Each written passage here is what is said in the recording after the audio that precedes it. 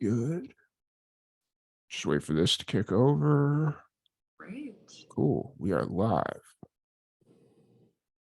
Let me flip this. All right. Cool. We're good to go. So if you're ready, I'll do the intro and we'll jump into it. Let's do it. Awesome. Oh, thank you. Let me put my phone on silent because that would have been bad. I literally just did the same with mine. So it's one of those things where it's like nobody calls me all day at work. Yeah. And then it's going to be like it's 7 o'clock now and everybody's just going to start calling me randomly. And it's like, I've been on the clock for 12 hours already. So yeah. But awesome. I'll do the intro and we'll jump into it. Perfect. All right. Cool. Welcome back to another live and amplified livecast. I'm your host, Tom Quiet, and we have a very special guest joining us today. All the way from Nashville, we have Alee. How's it going today, Alee? Amazing. So much better now.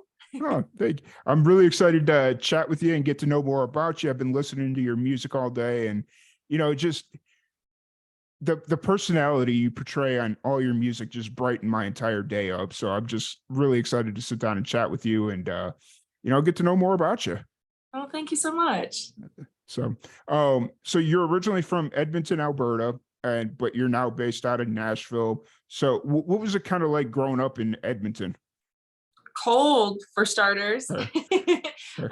It was a lot of praying for snow days many months through the year. And of course, being in country music, I like to say Alberta especially at least has a home for country music, because where I'm from, you've got the Canadian Finals Rodeo, which is like one of the biggest rodeos in Canada, and a lot of farmers throughout the prairies too. And my mom's family is also small town from the province over, but we've got farmers in the family who still live in a small town and all that. So very thankful to be raised in the prairies in Canada. Nice. It's one of the best decisions I ever made was so back when after I graduated college, I almost moved up to like the most northern city in North Dakota. Okay. Like we were like 30 minutes from the border of Canada. And I was sitting there and I was talking to a few people that were like considered locals. They're like, "Are you ready for the winters up here?" And I'm like, "I'm from Chicago. I'm good." And they're like, "No, here's the thing." And they broke it down to me. And I'm like, Ma, I don't want to live here anymore. I'm good. So I could only imagine what it was like actually in Canada. So it's a real thing. Yeah. For sure. So you said country music kind of has a home in Edmonton. Is that kind of how you got in, or how did you get into music? With just kind of being in the thick of it, or? Well, long story short, my parents both loved music. My mom grew up singing in the school choir, and my dad played drums growing up, but always talks about how his mom just bought him like the rubber pad to practice on and never got actual drums. So a big thing that my parents wanted for when they had kids was having instruments in the house that they could play. So when I was very, very little, we got a piano, and sure enough, my mom ran out of time taking care of me as a child, and I got thrown into piano lessons, and turned out that I could sight read really well. There's a whole long story behind that, but long story short, I fell in love with music. My parents always made sure we were going to live shows. I grew up in the pop era of the 90s, so lots of Britney Spears and NSYNC and Nickelback as well, Red Hot Chili Peppers. We were raised on just good music, not specific genre. So that's kind of where the inspiration started. Yeah, I remember those days. Those were good days. I just being in grade school, and I wasn't a big Nickelback fan, but I think I kind of fell into that trap of a lot of people hated Nickelback. Obviously not everybody hated them, because otherwise they wouldn't have released, what was it, like 3 albums or whatever it was. But it was a lot. Yeah. And so, but yeah, like the pop genre of like the boy bands, and then you had like Britney Spears and all that stuff. So is when you first started like performing music, is that kind of the realm you thought you were going to go, or? I fell in, I think, especially because of the piano influence, more into the like the piano ballad pop side of things is where things kind of started just playing music. Mm, Obviously, I would sit down and just kind of play my favorite songs mm, and sit down at the piano. But then as I kind of started writing, I heard other influences in my brain. And it was like the Brad Paisleys and the Sarah Evans that brought me yeah. into country music. So as I started writing when I was 14, 15, I would always hear like more classic country instruments like the banjo and the mandolin, but Mm, having interesting effects on them so that they didn't sound, as mm, traditional. yeah. And it took a minute to find a producer at that point who could hear the same kind of thing that I was hearing, Yeah. obviously, because that was just the start of the like country pop era. Yeah. So I kind of get to say that I was a part of the start of all of that. Yeah, for sure. That's you brought up the mandolin, which you play the mandolin, correct? A little Or bit. I don't a even want to say I play it, but like I know enough to get myself through a show on the mandolin. okay, fair enough. I just saw we were talking about your Wikipedia page and it was listed on there, and I was like, okay, well, if it's listed there, she has to play at least enough to get herself through. So If it helps, I think I can play the alto sax better than I can the mandolin. fair, very that's hey, that works. So kind of so your parents were very musical, as you were saying, and you picked up the piano, you're kind of working in the pop realm, and then as that 90s country sound started turning a little bit more pop, as we was that had to be like late 90s at that point, right? When Absolutely. Well, even getting into the Shania era, if you want to yeah, talk about Canadian yeah, influences, like that definitely was a part of it. yeah. It just as kind of country music started to make that pop turn, um is that kind of that was kind of the drive into country music for you. Oh, what was kind of the at what point did you start to realize, hey, this is something that I need to start like recording my own music? I know you started releasing music in like 2013 and that stuff, and obviously we're still in the 90s, but Yeah, no, I mean, I always wanted to be on stage. That's the thing. I grew mm, up performing and dancing and all those things, so I always wanted to be on stage. But when it came point to record was I was probably about 18 and mm, I had all these songs that I had written by myself in my bedroom and I was like, okay, I need to put these somewhere so that I can show other people what I'm capable of. yeah. Before the days of, y- TikTok and Instagram, it was, making your own mixtape, yeah. really. Now, was the country scene in Canada, were you like recording your music, burning it on CDs, and doing it kind of like what the hip hop and the independent rappers do, where they're sitting out there at the flea markets and just kind of hustling their own CDs? Was It's it? funny you say that because I was hustling in a way, but the way that I did it is once I had the album, I was like, these songs sound pretty good Mhm. compared to what I hear on the radio. So I literally started calling up like every country radio station across Canada. And I was Yes. like, hey, my name's Alee. This is my first single. And it's funny because the first single, Real, it was like just shy of cracking the top 50 as a complete indie artist who was just calling up radio stations being like, hey, this is me and I think you should play the song. And that's a pretty cool start. Yeah, I think it's sad that like radio, a lot of people don't consider radio as a legitimate way to push their music right now. Yeah, Like especially once you get into that like pop realm and stuff. But radio is still such a good platform, and there's so nowadays that a lot of stations are trying to stand out. They play the more independent stuff, which is totally. really cool. And I wish more independent musicians would like approach radio stations and be like, hey, can you play my music? Because I go on TikTok every once in a while and there'll be a artist that I follow, and it's like, hey, the station I grew up listening to just played my music. You see, and that's the cool thing that it can bridge because I think old ways of radio was just like, okay, you never get to see the person behind the song. Yep. But now in the modern world we're in, you can hear the song and then find the artist on TikTok. And I think it's cool. It's really cool. Yeah, it is. It really is. Um, so you're kind of going through this like hustler phase of trying to get your music out there, which big props to you. I know that's not easy by any stretch of the imagination. So kind of at this point, you're 18, you're out of school. Did you end up going to college, or did you just kind of? I did. I ended Okay. up going to university for a couple of years while I was trying to make the album, while I was also on the road touring. And it just came to the point, I know it kills my mom. She was like, I wish you could have at least just gotten a piece of paper. And it came to the point where I was learning so much Mm, being a part of the music world, where not that I will slight school at all. I think it's very important to go to school. If there are any kids watching, go to school. But there also is something about jumping in and just like grinding your teeth and working towards something and just seeing what happens. mhm.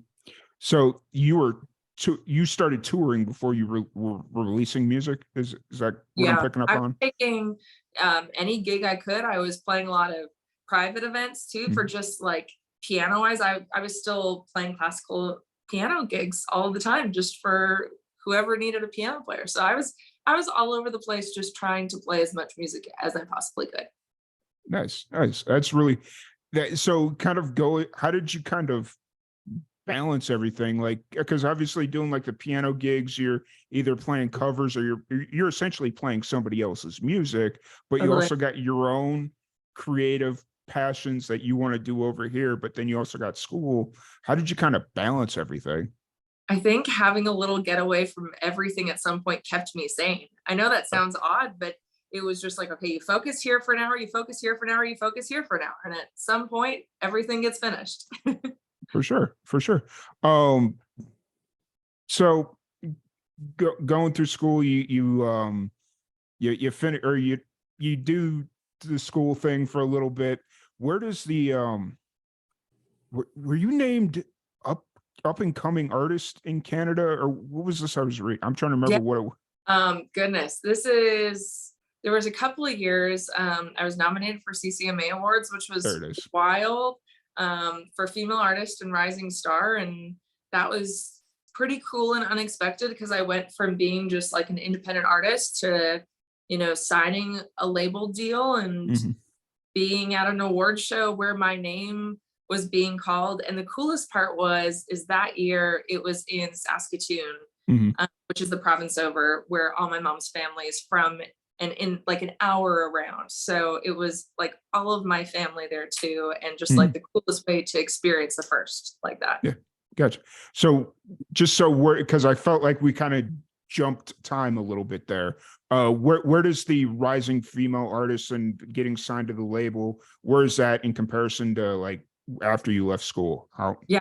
So after I left school and had that first single come out on country Mm, radio, I then hired a radio tracker to work the second single, yeah. um, which ended up going top 25 as an indie and sent labels after me like crazy, which I did not Mhm, expect at that point in my life.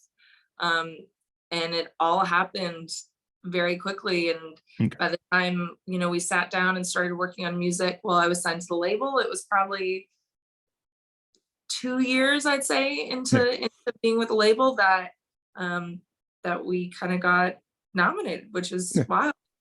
Nice. So I wasn't jumping around as much as I thought. I was sitting here, I was No, trying to, I was like, wait a minute, I feel like there's some missing time here at, so because I noticed that like your first project you released independently, that was 2013. That yeah, was The Road Goes Everywhere. That mhm. was released independently. And then you got signed to Universal. Yeah, it was Wax Records under Universal, so it was pretty cool. Nice. So let's talk about that experience. Obviously getting a record deal is a dream every musician has, and you got the record deal. How did they was it the rising female artist that kind of sent everybody to you, or how did that kind of all start It was off? literally just the song um, blowing up on country radio and country radio supporting it like crazy, just an independent artist. And Hmm. one of the artists who was over at Wax at the time heard the song on country radio. She was a pop artist, Alyssa Reed, and Alyssa heard the song on her local country radio station because she loved Nice. country music, Hmm. and was like, you guys have to talk to this girl because this is a really cool song. And I appreciate that. It's cool when when genres combine and when artists support other artists. So I'm really thankful for her. Yes. So you're proof that putting your music out on the radio pays off. Yeah. I mean, I'm such a big believer in like just throwing it at the wall and seeing what sticks. Nice. So kind of going through the entire spectrum of getting picked up by a label, signing, releasing, and then eventually leaving the label, what was kind of some of the things that you took away from that experience? I think it was a thing that I just made every moment count. Mhm. For me, you know, there came a point where I was like, these are great people. I don't think necessarily just because it's a great team of people means that it works right for everyone. And it's definitely all about finding your people and having the same vision and all of those kinds of things. And there's nothing wrong with admitting that things didn't work. And that's the biggest thing that I, you know, even watch young artists struggle through right now, where they just like give up hope after the Yeah. first thing when it doesn't work. And it's like, no, just like keep working, you'll find your people. So I definitely learned that through that process. And that process was also the reason where as soon as we had kind of like finalized everything, I was like, I just need to be in and around music full time. Like I can't be sitting here. I was still living with my parents at the time. And I was like, I can't sit here and fully know that I'm giving this everything. So I literally had called the lawyer that same week and was like, okay, what do we need to get me my visa, to get me down to Nashville? I FaceTimed through the apartment that I'm in right now Mhm. and told my parents I was leaving.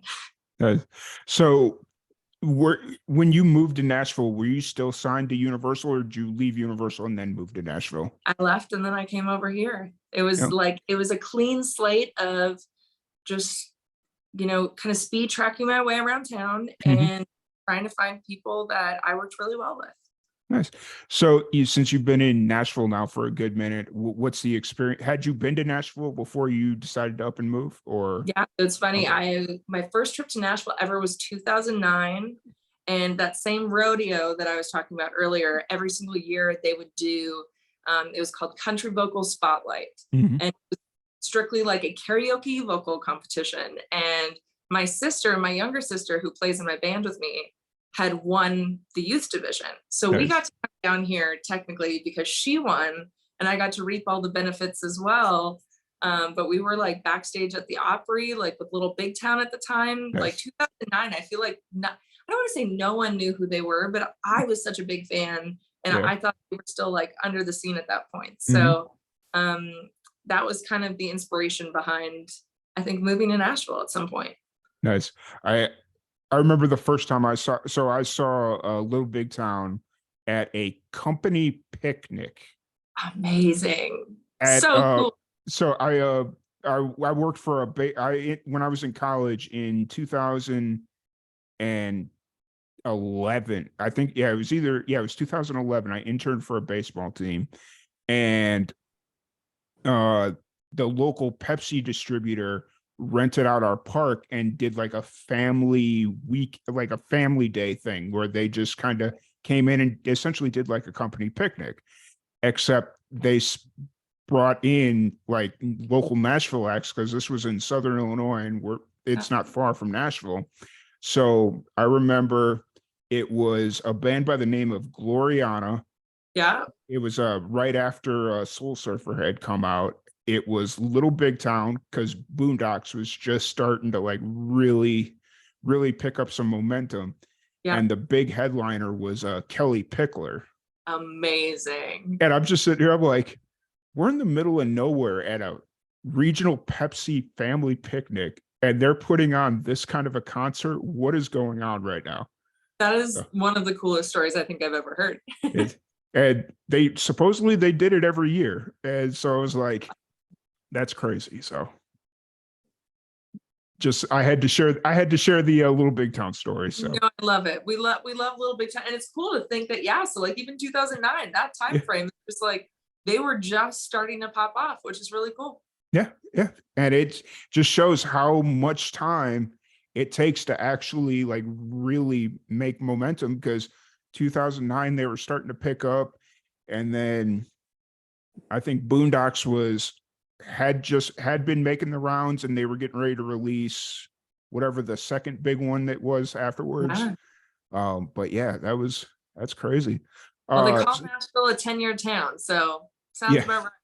yeah. So you're enjoying Nashville is essentially what Yeah, I'm like picking up on. there's there's nowhere else that I think you can fully immerse yourself in, especially country music, the way that you Mhm. can here. Like I live 1 block away from the bar that all the industry people go to, where they Nice. have, live music every single night. It's a constant reminder to like calm down and not be so high on yourself, because Mhm. like it's a very humbling experience in this town. There's so many talented people. Yeah, for sure. I just did an interview for a radio show that we do on Saturdays at 4:30 today. So she's also based out of Nashville, and I was telling her, I was like, yeah, next time I go to Nashville, which it'll be this summer sometime. It's just kind of trying to figure out dates and whatnot. I want to do like a local Nashville trip, like whatever it is the locals do. Because the first time I went, I just worked. Like all I did was work. I didn't enjoy anything. And Yeah. then the last time I went, it was Broadway and it was the Opry. And I'm like, this is too much for me. Like this is just too much sensory overload. And so I'm this gonna time, tell you, even as a local, still sensory overload. yeah. But like when I mean at like a local trip, I want to do like whatever it is the locals do, whatever bars they hang out at, or I should I got a get list for you, so you just let me know when you're coming. awesome. I will do that. That's awesome. Um, so let's talk about your new single that you released back in April, mid-April. Yeah, sounds about right. Awesome. Better with you. What's the story behind this song? Oh gosh, I've been writing for this album and I'm like a sucker. I always grew up, I think it's the piano in me, but I love a good ballad, especially a heartbreak ballad. And working with the producer that I'm working with this on this album, Eric was like, "Hey, you're a very happy person. You're, very positive. You're very uplifting. You're a very loving person. I think maybe this album is the one where we like throw in some love songs. We get a little happier with this one." And I'm very excited that he guided me in that direction. But I started getting stressed out going to writes every day because I was like, Mhm. it's got to be upbeat. It's got to be positive. And that's the hardest kind of song to write. But this one day I was actually heading to the car to write and swiping through like photos on my phone, trying to find some sort of inspiration. And every photo that I loved of myself, that I looked the happiest, was with all of the people I loved. Mhm. And I was like, oh, wait, that's absolutely an idea. I think I look better with you. And I brought it in and we just ran with it. And it was the easiest, most fun song to write for this album so far. Nice, nice. And so that's ultimately what you're going towards as an album. You're working towards. Gotcha. I'm still, again, I'm from the 90s era. I Yep. love the idea of having a full album, especially a hard copy of a full album. That is my favorite. I'm all about the vinyls right now.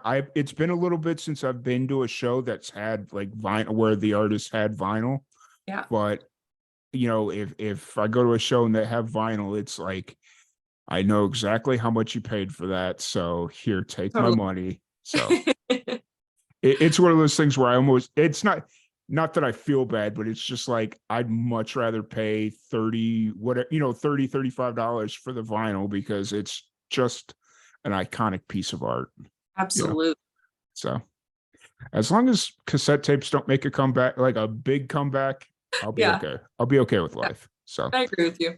I've got too many CDs that just break. CDs break too easily, and it's like I get them when they're there, but it's just like I break them too easily. So Also, the hassle with cassettes, like the yeah, stop, rewind, like yeah, all of that, like there's a little more that goes into it.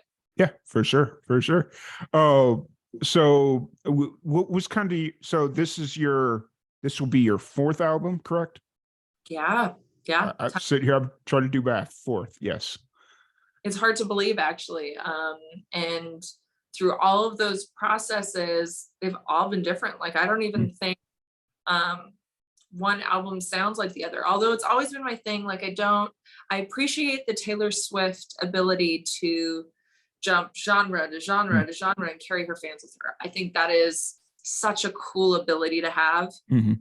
But a lot of my belief in creating music has been the evolution, Mhm. the slow evolution of, this album, especially right now, is feeling like it's kind of having a little more like classic country feeling again. I gotta be careful saying classic country because everyone who loves classic country is gonna be like, this is not classic country. But You it does. mean classic 90s country? Right, exactly. It leans back into having some of those influences that I really grew up with, Yeah. and a little more of that instrumentation too. Whereas I feel like the last album before this definitely leaned more pop, Mhm. although my writing style, I think just from growing up with 90s pop, and early 2000s pop is like I'm a big melody writer. I love Mm. everything being super hooky and ear candy that even if you're not paying attention to the lyrics, it gets stuck in your head. Yeah. Nice. I've talked.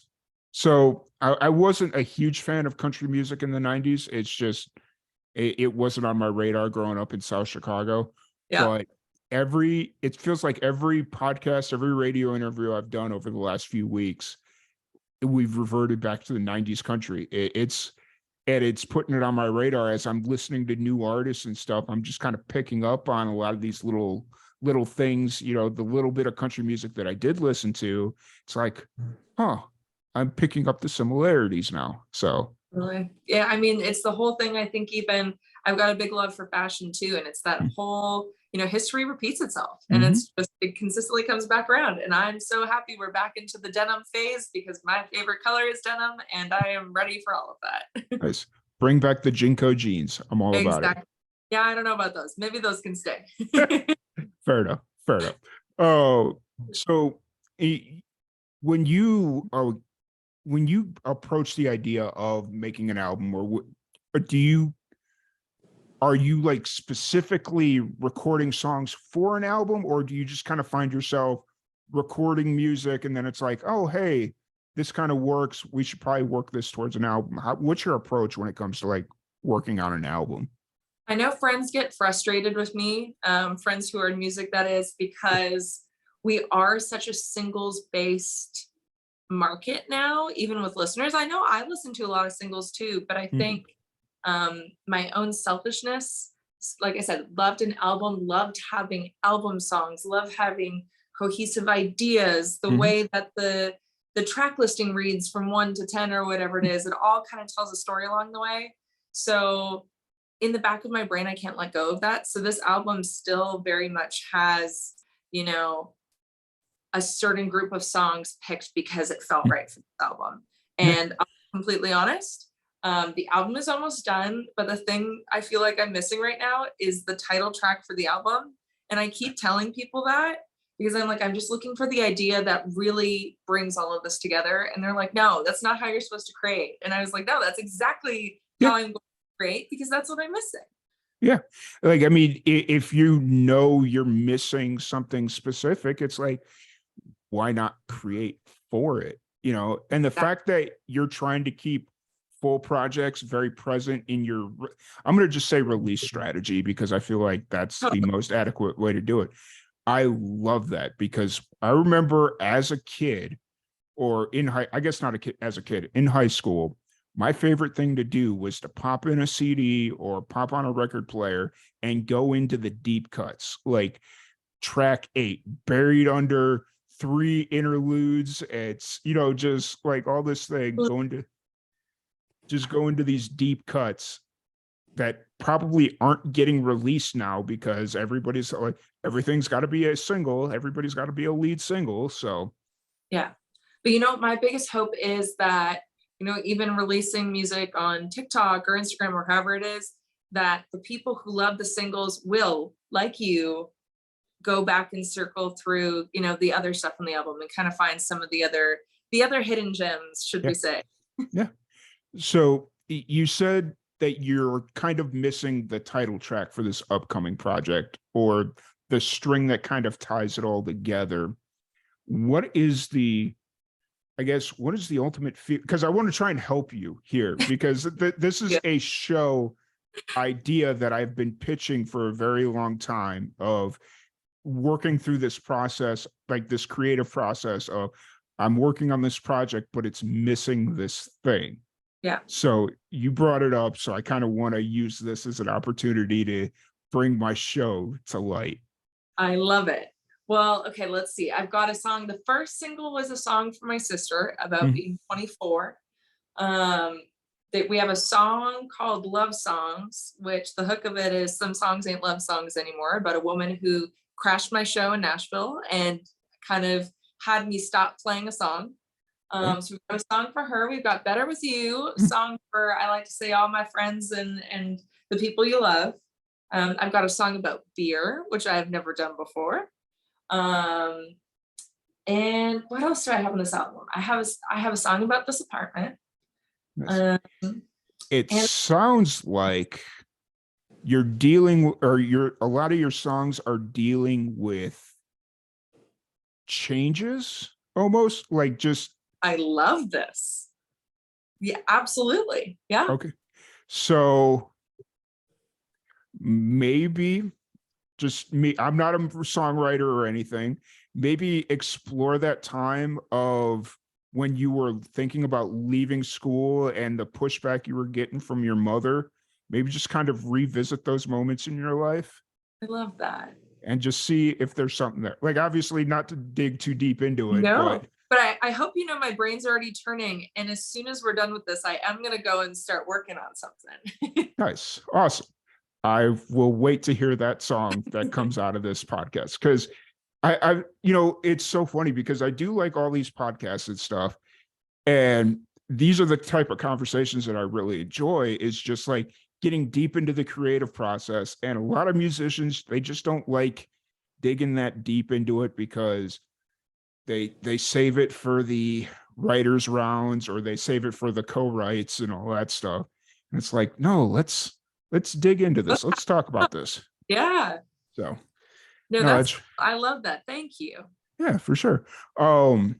So you said the album's pretty much done. You just got to work on this title track that hopefully I just gave you the bug in the ear about. Exactly.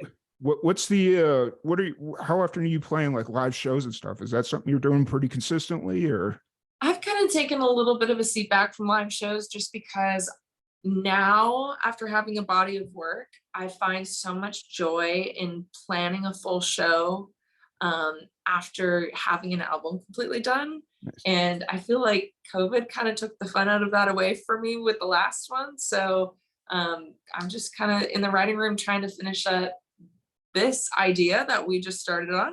Nice. And then I'm excited to kind of finally like plan a show and get on the road and come and see fans, because it's just been too long.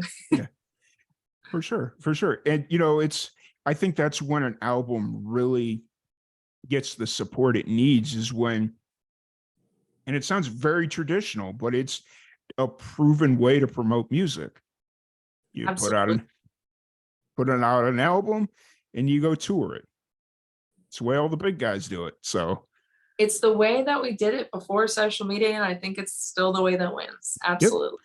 Yep. Especially on the independent scene. Like, I don't know how big your shows get, like if you're bringing like a whole back line and all this. I don't know all that, but yeah. On the independent scene, I'm sure if need be, you could do a trailer or a tour for pretty reasonable pricing and not make it a huge ordeal. So totally. Well, and I'll say it here first. I've been really thinking through the idea of, especially before the album comes out, there's still so special to me about, like coming to Nashville and you hear, songs at the listening room or whatever. Just for those people who don't know, you're sitting on stage with 4 other songwriters and you each take a turn playing a song, just stripped down, you and your guitar. And my love for country music really did come from being able to pull out a guitar and the songs shine, just as much, if not more, than the recorded version. So I'd love later this fall to get on the road and just kind of hit a bunch of different venues with just me and my guitar and just play some like cool, intimate venues with fans who want to hear the album before the album comes out. So we'll see. Nice. I will say that if you come to Texas, I will be at that show. Just like the chilled out, like normally I like going to concerts where it's so loud and it's so big that I'm deaf for a week. I enjoy that, but there's also that, man, if I can just go to like the bar or the coffee shop or wherever it's at and just have a chill week or a chill couple of hours where it's like just enjoying the moment. So Absolutely. Well, you'll be if the first to invite. I hope you know. awesome. If you come to Texas, I will be there. I drive pretty consistently. I am that psychopath. I love it. So awesome. Oh, so outside of music, what do you do when you need to decompress? What's a Well, day in the life of Alee without music? let's see. I turn to my iPad a lot to bring me some excitement through like random drama TV shows. I feel like that's how like I de-stress these days, between that and I've been rock climbing recently. Nice. Yeah. Like, like actually going out to the mountains and rock climbing, or are you doing like rock wall and Not stuff? quite yet. I enjoy just having like the color showing me Yeah. where I need to go. At some point, if I get brave enough, we'll go outside. Nice. What kind of drama TV shows? Like, are you talking like trash TV where it's like the trashy reality stuff, or are you Oh, talking yeah. more like SVU and stuff Okay, like that? so we have two different sides. Yes. SVU and like Criminal Minds, all of that, love, but it needs my full attention. Yeah. So that's the like, if I'm feeling like it can have my full attention. If I just need like some background noise while I like scroll through my phone, that's when we go to like the Kardashian side of things and like Yeah. all of the other trash TV. You know what I'm talking about. That's the stuff that my sister tells me all the random reality shows that she watches, and I'm like, she was like, yeah, I was watching Little People in Amish Country, or just like some random thing Totally. like that, and I'm like, wait, what? That's Yeah. actually a show that just like the randomness that she pulls out, and she's like, yeah, when I gotta feed the baby or whatever, I'll just turn it on and it's kind of there. It's So kind of nice. It's sometimes you just want to hear people screaming in the background. right. It's Right. I just recently started watching Yellowstone and kind of getting into that whole universe. So that's I haven't done that yet because I'm the kind of person who cannot stop. Like for instance, the new Selling Sunset episode came out the other day, and within 2 days it was done. I don't know what I do trying to get through Yellowstone now because I'm so far behind. yeah. Well, that was the issue because I mean, you've got time to watch all of Yellowstone because the last bit of the final season isn't coming out until November. Okay. But that was the issue I had. It was right around Christmas time, and I was just like, you know what? I'm gonna just start watching Yellowstone because I was working remotely at the time, and I think we were in the middle of like a snowstorm. Texas had a really random snowstorm, I and remember that. I was like, okay, I'm gonna stay home, and I was like, okay, I'm gonna turn on Yellowstone, and I just ran through all 4 seasons in the course of like 3 days, You love and that's then perfect though. Yeah. yeah, and then I caught up to season 5, and I was like, okay, like season 5 was in the middle of it somewhere. Okay. And so I was like, okay.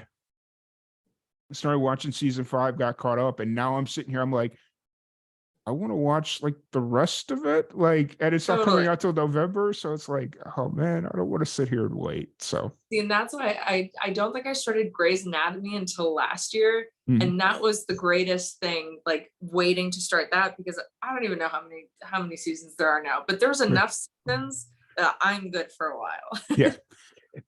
That's what I started doing because so when I was in college, I started getting really into Law and Order SVU. And this was like season 8, season 9, like Stabler was still on the series. That's how long ago it was.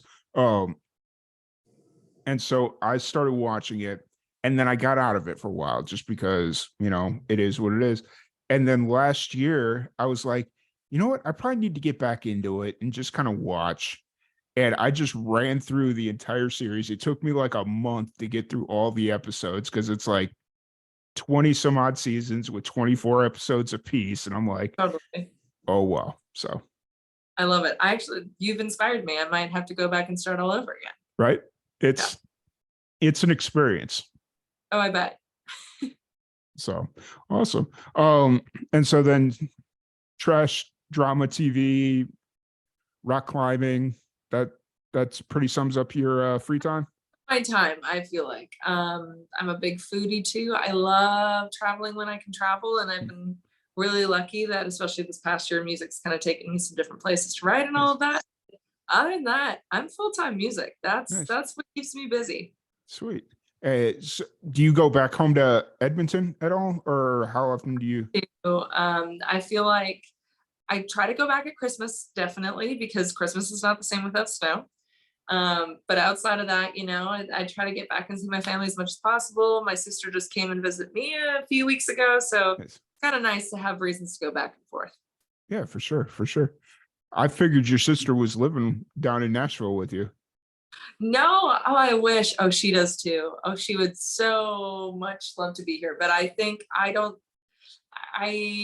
could not financially recover from having her here all the time. Fair, fair. I don't even know what 100% that means, but fair. It just I get means that we're out all the time, Yeah. and Nashville's a crazy place. You have something new to do every day. That is true. That is very true. But yeah. Well, I don't want to take up too much more of your time. I really appreciate you giving us the opportunity to sit down and chat a little bit. There is one thing that we're going to do, though. There's a Okay. fun little game that we play. I should have had my phone open way before this, but it's all good. We'll get there. Oh, I'm excited. So there's this game we play called That's So Random. Okay. And I have a random question generator.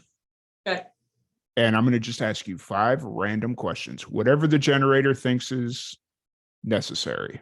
Okay. I trust the generator. Let's go. All right, here we go.